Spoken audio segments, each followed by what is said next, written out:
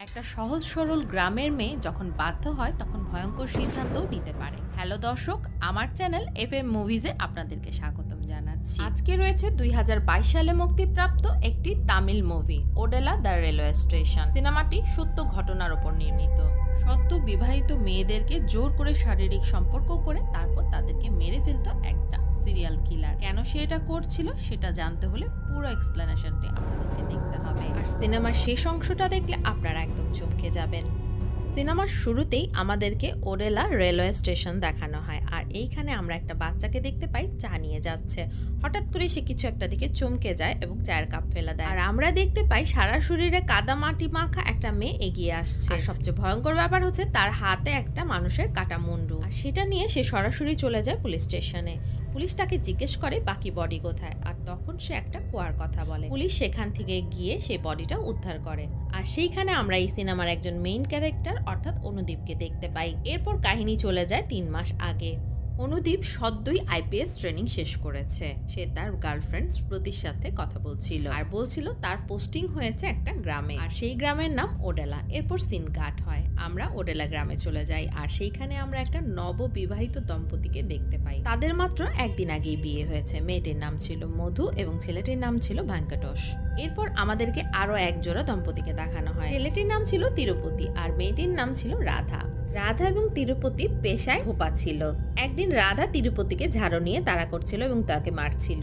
আর ঠিক তখনই গ্রামের প্রধান সেখানে চলে আসে এবং রাধাকে জিজ্ঞেস করে যে তুমি তোমার স্বামীকে কেন মারছো। রাধা বলে তিরুপতি প্রতিদিন রাতে দেরি করে আসে এবং আমার কাছে মিথ্যে কথা বলে। আর সবকিছু শুনে গ্রামের প্রধান তিরুপতিকে অনেক বোঝায় এবং তার ধোয়া কাপড়গুলো নিয়ে সেখান থেকে চলে যায়। এরপর সিন কাট হয়, আর আমরা এখানে বিবেক নামের একটা ছেলেকে দেখতে পাই যে মধুকে অনেক বেশি ভালোবাসতো। বিবেকের বন্ধুরা তাকে সান্ত্বনা দিচ্ছিল, কারণ মধুর বিয়ে হয়ে যাওয়াতে বিবেক খুবই দুঃখী ছিল। এখানে তার বন্ধুরা তাকে বলতে থাকে তুই যদি আমাদের কথা শুনতিস তাহলে মধু আজ তোর হতো। আর এটা শুনে বিবেক অনেক বেশি রেগে যায় এবং কিছু একটা প্ল্যান করতে থাকে। পরের সিনে আমরা দেখতে পাই গ্রামে একটা মার্ডার হয়েছে, আর সেইখানে পুলিশ এবং অনুদীপ যায়। সেইখানে গিয়ে তারা দেখতে পায় লাশটা আর কারণ নয়, মধুর ছিল। মধুকে শারীরিকভাবে নির্যাতন করে মেরে ফেলা হয়েছে। তারা সবাই মনে করে যে মধুর স্বামী এবং শ্বশুরই তাকে মেরে ফেলেছিল।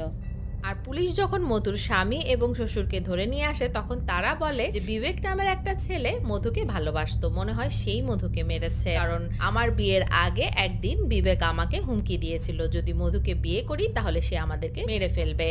সেখানে গ্রাম প্রধানও চলে আসে এবং তিনি বলেন যে এই রকম ঘটনা আমাদের গ্রামে এর আগে ঘটেনি। এরপর পুলিশ বিবেককে ধরে নিয়ে আসে এবং তাকে অনেক টর্চার করে। এক পর্যায়ে বিবেক স্বীকার করে নেয় যে সেই মধুকে খুন করেছে। এরপর তাকে কোর্টে তোলার জন্য নিয়ে আসা হয়, কিন্তু সে অনুদীপকে দেখে তার পায়ে ধরে এবং বলে যে স্যার আমাকে বাঁচান, আমি খুন করিনি, আমি তো মধুকে ভালোবাসতাম, আমি কিভাবে মধুকে খুন করব।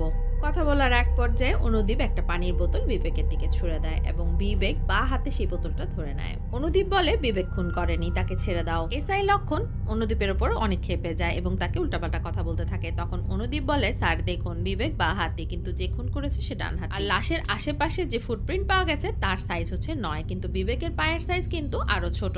এছাড়াও ফরেন্সিক রিপোর্ট অনুযায়ী মধুর শরীরে যে সিমেন্টের স্যাম্পল পাওয়া গেছে তার থেকে বোঝা যায় যে খুনির বয়স 25 থেকে 30-এর মধ্যে। বিবেকের বয়স তো 20-এরও কম। এ থেকে বোঝা যাচ্ছে বিবেক খুন করেনি। আর সেখানে থাকা সব পুলিশ অনুদীপের কথায় খুব ইমপ্রেস হয়ে যায় এবং এসআই লক্ষণ বিবেককে ছেড়ে দিতে বলে। আর ঠিক তখনই পুলিশ স্টেশনে একটা ফোন আসে। মধুর মতো আরেকটা মেয়েকে শারীরিক নির্যাতন করে মেরে ফেলা হয়েছে এবং অদ্ভুত ব্যাপার হচ্ছে এই মেয়েটাও সদ্য বিবাহিত। গতকালকেই এই মেয়েটির বিয়ে হয়েছিল। ঘটনাস্থলে অনুদীপ আসে এবং সে বুঝতে পারে যে একই ব্যক্তি এই মেয়েটাকেও মেরেছে, অর্থাৎ এটা কোনো সিরিয়াল কিলারেরই কাজ হবে। একইভাবে সদ্য বিবাহিত মেয়েদেরকে বেছে বেছে সে মেরে ফেলছিল। সেদিন রাতের বেলা অনুদীপ তার গার্লফ্রেন্ড স্মৃতির সাথে কথা বলছিল ফোনে সেই কেস সম্পর্কে। হঠাৎ করেই তার মনে হয় ক্রাইম স্পটটা আরো একটু ভালো করে খুঁজে দেখা উচিত ছিল। সে রাতেই সেখানে চলে যায়। সেখান থেকে সে মৃত মেয়েটির ফোন পায়। ফোনটার চার্জ ছিল না, তাই সে সেটা পুলিশ স্টেশনে নিয়ে আসে। চার্জ দেওয়ার পর সেখানে সে একটা ভিডিও রেকর্ডিং দেখতে পায় পায়। মেয়েটা যে রাতে মারা গিয়েছিল সেই রাতের ভিডিও রেকর্ডিং ছিল সেটা, কিন্তু ভিডিওতে কারো চেহারা দেখা যাচ্ছিল না, শুধুমাত্র ভয়েস শোনা যাচ্ছিল। আর সেইখানে সে সাইকো কিলারের ভয়েস শুনতে পায়। আর সেইখানে সেই সাইকো কিলারটা মেয়েটাকে জিজ্ঞেস করছিল যে তোমার বিয়ের প্রথম রাতে কি কি হয়েছিল, তোমার হাজবেন্ড তোমার সাথে কি কি করেছিল, সবকিছু আমাকে ডিটেলে বলো, সবকিছু আমাকে বললে আমি তোমাকে ছেড়ে দেব। মেয়েটা তখন বিয়ের রাতে কি কি হয়েছিল তা ডিটেলে বলতে থাকে, কিন্তু তারপরেও সে তাকে মেরে ফেলে। এরপর পুলিশ সেই ভিডিও রেকর্ডিংটা গ্রামের বিভিন্ন মানুষকে শোনাতে থাকে, কেউ সেই ভয়েসটা চেনে কিনা সেটা জানার জন্য, কিন্তু কেউ তারা সেই ভয়েসটা চিনতে পারে না। পুলিশ যখন তিরুপতির বাসায় যায় তখন তারা সেই রেকর্ডিংটা শুনে বলে যে চেনা চেনা লাগছে। আর সেইখানে তিরুপতির ভাই চান্দুও ছিল। আর চান্দুর আচরণ দেখে মনে হচ্ছিল সে ভয়েসটা চিনতে পেরেছে। চান্দু ছিল তিরুপতির ছোট ভাই, তার বন্ধু ছিল শম্ভু। শম্ভু ছিল একজন ওয়েডিং ফটোগ্রাফার। চান্দু এবং শম্ভু গ্রামের মেয়েদের গোপন ভিডিও ধারণ করত মোবাইলে এবং একজন আরেকজনের সাথে শেয়ার করত। এমনকি চান্দু তার নিজের হবু বউয়ের ভিডিও রেকর্ড করে তার বন্ধুর সাথে শেয়ার করেছিল। চান্দু বলে ভয়েসটা শুনে শম্ভুর মতো মনে হচ্ছে, আর সেটাই সে পুলিশের কাছে বলে দেয়। এরপর পুলিশ শম্ভুকে ধরে নিয়ে আসে এবং তার সাথে ভয়েসটা ম্যাচ করার চেষ্টা করে, কিন্তু শম্ভুর সাথে সে সাইকো কিলারের ভয়েসটা ম্যাচ হয় না। তখন শম্ভুর উকিল সেখানে চলে আসে এবং তাকে ছাড়িয়ে নিয়ে যায়। এর কয়েকদিন পর গ্রাম প্রধান পুলিশ স্টেশনে আসে। আসলে তার মেয়ের বিয়ে ছিল, আর সেই দাওয়াত দেওয়ার জন্যই সে পুলিশ স্টেশনে এসেছিল। সব শুনে অনুদীপ গ্রাম প্রধানকে সে বিয়েটা কিছুদিনের জন্য পোস্টপন করে দিতে পারে, কারণ সদ্য বিবাহিত মেয়েদেরকেই সে সিরিয়াল কিলারটা মেরে ফেলছিল। আর এটা শুনে গ্রাম প্রধান অনেক রেগে যায়, বলে অন্য মেয়েদের সাথে আমার মেয়ের কোনো তুলনা হয় না, আমার মেয়ের দিকে কেউ হাতও বাড়াতে পারবে না। যথারীতি গ্রাম প্রধান তার মেয়ের বিয়ে দিয়ে দেয়। আর সেই অনুষ্ঠানে আমরা ওয়েডিং ফটোগ্রাফার হিসেবে শম্ভুকে দেখতে পাই। অনুদীপ কোনো উপায় না পেয়ে সেই অনুষ্ঠানে কয়েকজন পুলিশ মোতায়েন করে। বিয়ে এবং বিয়ের প্রথম রাত খুব ভালোভাবে কেটে যায়। পরদিন সকালবেলা গ্রাম প্রধানের মেয়ে তার বান্ধবীকে ছাড়ার জন্য স্টেশনে যায়। পুলিশও মেয়েটাকে পাহারা দেওয়ার জন্য তার সাথে যায়, কিন্তু পুলিশ একটু দূরে ছিল। হঠাৎ করে ট্রেন চলে আসায় মেয়েটা আড়ালে চলে যায়। যখন ট্রেন চলে যায় তখন তারা আর মেয়েটাকে খুঁজে পায় না, শুধু তার বান্ধবী সেখানে অজ্ঞান হয়ে পড়েছিল। এরপর আমরা মেয়েটাকে এবং সাইকো কিলারটাকে দেখতে পাই। সাইকো কিলারটা সেই মেয়েটাকে একটা ক্ষেতের ভেতরে নিয়ে এসেছিল। পুলিশ এবং অনুদীপও সেখানে চলে এসেছিল, কিন্তু তারা মেয়েটার কাছে পৌঁছার আগেই কিলারটা মেয়েটাকে মেরে ফেলে। এরপর সে পালিয়ে যাওয়ার চেষ্টা করে, পুলিশের সাথে তার একটু হাতাহাতি হয়, কিন্তু অবশেষে অনুদীপ সেই কিলারটাকে ধরে ফেলতে সক্ষম হয়। সে যখন কিলারটাকে ধরে ফেলে তখন সে দেখতে পায় সেটা আর কেউ নয়, সেটা ছিল তিরুপতির ছোট ভাই চান্দু। অর্থাৎ এই যে খুনগুলো হচ্ছিল সবকিছুই চান্দু করছিল। কিন্তু পুলিশ তাকে নিয়ে যায় যখন টর্চার করছিল তখন চান্দু বারবার একটা কথাই বলছিল যে এই খুনগুলো আমি করিনি, কিন্তু তার কোনো কথাই শোনা হচ্ছিল না। গ্রাম প্রধানও সেখানে চলে আসে এবং লক্ষণের কাছ থেকে সে চান্দুকে নিয়ে যায় অনেক টাকার বিনিময়ে। আর অনুদীপ এসব জানতে পেরে লক্ষণের সাথে অনেক রাগারাগি করে। এখানে কিছুক্ষণ ইমোশনাল কথাবার্তাও হয়।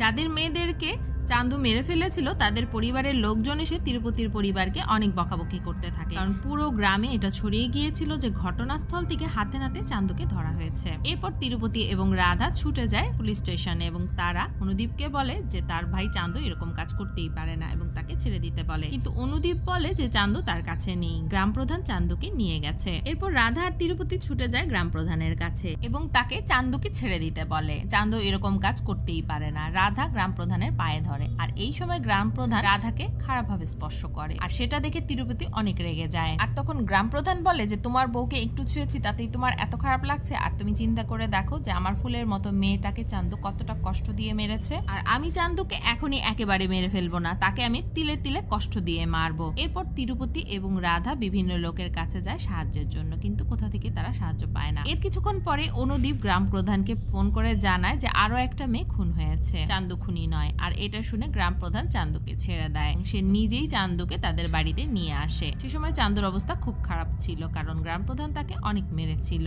গ্রাম প্রধান চিকিৎসার জন্য কিছু টাকা দিতে চাইলে রাধা রাজি হয় না, উল্টে রাধা গ্রাম প্রধানকে অনেক কথা শোনায় চান্দুকে এইভাবে মেরেছে বলে। আর গ্রাম প্রধানকে দেখেও আমরা বুঝতে পারছিলাম সে এই কাজটা করায় অনেক অনুতপ্ত হয়েছে। পরের সিনে আমরা দেখতে পাই স্ফূর্তি এবং অনুদীপ ফোনে কথা বলছে। অনুদীপ খুব আফসোস করছে এই খুনিকে না ধরতে পারার কারণে, কারণ অনুদীপের চোখের সামনে এই সাইকো সিরিয়াল কিলারটা একের পর এক মেয়েদেরকে মেরে যাচ্ছে। আর অনুদীপ কিছুই করতে পারছে না। সবকিছু শুনে স্মৃতি অনুদীপকে একটা বুদ্ধি দেয়, বলে যে চলো আমরা এই গ্রামে বিয়ে করে ফেলি, তারপর সেই সিরিয়াল কিলারটা যখন আমাকে মারতে আসবে তখন তুমি তাকে ধরে ফেলবে। অনুদীপ প্রথমে রাজি হচ্ছিল না, কিন্তু পরে সে স্মৃতির কথা মেনে নেয়। এরপর অনুদীপ নিউজের মাধ্যমে সেই খুনিকে সরাসরি চ্যালেঞ্জ ছুড়ে দেয় যে আগামী 3 দিনের মধ্যে আমি ওডেলা গ্রাম ছেড়ে চলে যাব, কিন্তু তার আগে আমি বিয়ে করব, যদি সাহস থাকে তাহলে আমার বউকে ধরে দেখাও। আর আমরা দেখতে পাই গ্রামের সবাই সেই নিউজটা দেখছে। এরপর যথারীতি অনুদীপ সেই নির্দিষ্ট দিনেই বিয়ে করে এবং সে যখন তার বাসায় তার বউকে নিয়ে আসে তখন সে সেইখানে একটা চিঠি দেখতে পায়, অর্থাৎ সেই কিলারটা তার চ্যালেঞ্জ অ্যাকসেপ্ট করেছে। অনুদীপ তার বাসার সিকিউরিটি অনেক বেশি বাড়িয়ে দেয় এবং সে ভাবতে থাকে যে এটা কোনোভাবেই সম্ভব নয় যে তার কাছ থেকে স্ফূর্তিকে নিয়ে যাবে। বিয়ে এবং বিয়ের প্রথম রাতটা খুব ভালোভাবেই কেটে যায়। আর আমরা অন্যদিকে দেখতে পাই তিরুপতি, চান্দু এবং শম্ভু এক জায়গায় বসে বসে ড্রিঙ্ক করছে। শম্ভুকে আমরা দেখতে পাই বারবার পুলিশের বউয়ের কথা বলছে এবং বলছে পুলিশের বউটা দারুণ, চান্দু তোর একবার হলেও দেখা উচিত। কিন্তু চান্দুর মধ্যে কোনো রকম আগ্রহ দেখা যায় না, কিন্তু তাকে দেখে পরিষ্কার বোঝা যাচ্ছিল সে ভেতরে ভেতরে অনেক রাগ পুষে রেখেছে। সেদিন রাতের বেলা রাধা যখন একা একা ঘুমাচ্ছিল হঠাৎ করে উপর থেকে একটা ট্রাঙ্ক নিচে পড়ে যায়। ট্রাঙ্কটা যখন সে খুলে তখন তার ভেতর থেকে মেয়েদের অনেকগুলো আন্ডারগার্মেন্টস পায়, এগুলো তার ছিল না। এছাড়াও কিছু গয়না পায়। সেই গয়নাগুলোর মধ্যে থেকে একটা আংটি দেখে সে চিনে ফেলে যে এটা গ্রাম প্রধানের মেয়েরা। তখনই রাধা সেই গয়নাগুলো নিয়ে গ্রাম প্রধানের কাছে যায় এবং জিজ্ঞেস করে এটা কি আপনার বিয়ের আংটি? গ্রাম প্রধান বলে হ্যাঁ, এটা তুমি কোথায় পেয়েছো? কিন্তু রাধা কোনো উত্তর না দিয়ে দৌড়াতে থাকে মধুর বাড়ির দিকে। সেখানে গিয়ে সে একটা গয়না দেখে মধুর মাকে জিজ্ঞেস করে এটা কি মধুর? মধুর মা বলে হ্যাঁ। ভয়ঙ্কর সেই সিরিয়াল কিলারটা কে সেটা বুঝতে আর রাধার বাকি থাকে না, তাই সে দৌড়ে তার নিজের বাড়িতে চলে আসে এবং সেখানে শম্ভু, চান্দু এবং তিরুপতিকে খুঁজতে থাকে, কিন্তু তারা সেখানে ছিল না। এরপর সে ফোন করতে থাকে অনুদীপ। অন্যদিকে আমরা দেখতে পাই সকাল হয়ে গেছে আর তিরুপতি অনুদীপের বাড়িতে গিয়েছে ময়লা কাপড়গুলো নেওয়ার জন্য।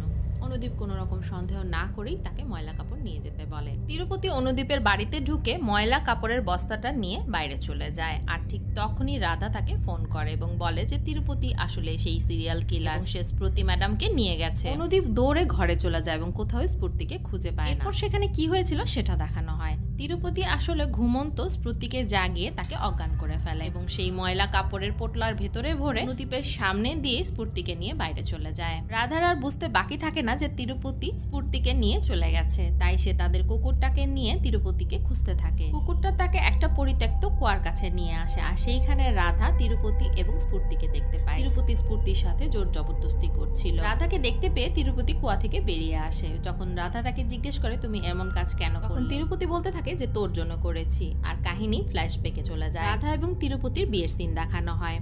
রাধার অমতে তিরুপতির সাথে বিয়ে হয়েছিল, তাই রাধা তিরুপতিকে পছন্দ করতো না, তাই সে তিরুপতিকে বলে যে আমি তোমাকে পছন্দ করি না, কিন্তু আমি তোমাকে কোনো কিছু করতেই বাধা দেব না। এরপর তিরুপতি যখন রাধার কাছে আসে তখন রাধা কোনো রেসপন্স করে না। রাধার আচরণে তিরুপতি রাগে কাঁপতে থাকে এবং সে কোনো কিছুই করতে পারে না। আর রাধা ভাবে তিরুপতি বোধহয় অক্ষম। তিরুপতি নিজেও সেটাই ভাবে এবং গত 10 বছর ধরে তাদের মধ্যে হাজব্যান্ড ওয়াইফের মতো কোনো রিলেশনই ছিল না। একদিন হঠাৎ করেই তিরুপতি মধু এবং তার হাজব্যান্ডের বিয়ের রাতের কিছু দৃশ্য দেখে ফেলে। এরপর সে নিজে অক্ষম কিনা সেটা পরীক্ষা করার জন্য মধুকে উঠিয়ে নিয়ে যায়। আর এরপর তো একের পর এক একই ঘটনা ঘটাতে থাকে, যেন এটা তার নেশায় পরিণত হয়েছিল। রাধা তিরুপতিকে ফেরানোর জন্য অনেক চেষ্টা করে, তার পায়ে ধরে, কিন্তু তিরুপতি তার কোনো কথাই শুনে না। উল্টে সে রাধাকে একটা লাঠি দিয়ে অনেক জোরে মেরে সেখানে ফেলে দিয়ে আবার কুয়ার ভিতরে চলে যায় স্মৃতির কাছে এবং আবারও সে স্ফূর্তির সাথে জোর জবরদস্তি করতে থাকে। পরে গিয়ে রাধা সারা শরীর কাদামাটিতে মেখে গিয়েছিল। সেই অবস্থায় সে সেখান থেকে একটা কোদাল তুলে নিয়ে নিচে ঝাঁপিয়ে পড়ে। তিরুপতির মাথাটা শরীর থেকে কেটে আলাদা করে দেয়। সিনটা এতটাই ভয়ঙ্কর ছিল যে দেখলে আপনার গায়ে কাঁটা দিয়ে উঠবে।